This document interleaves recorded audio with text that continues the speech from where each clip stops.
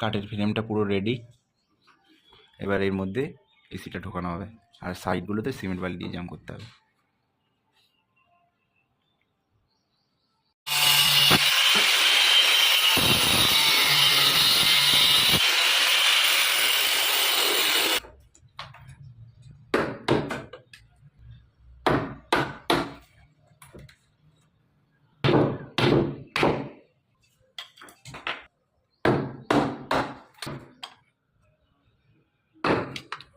বালি সিমেন্ট গোলা হয়েছে, আর ফ্রেমটাকে পুরো চারদিক দিয়ে বালি সিমেন্ট দিয়ে জাম করে দেওয়া হয়েছে, যাতে এটা না ফেটে যায়।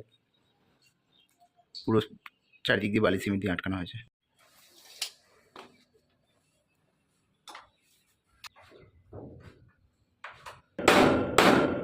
এসিটা ইনস্টলেশন হয়ে গেছে, কেমন লাগছে বলো।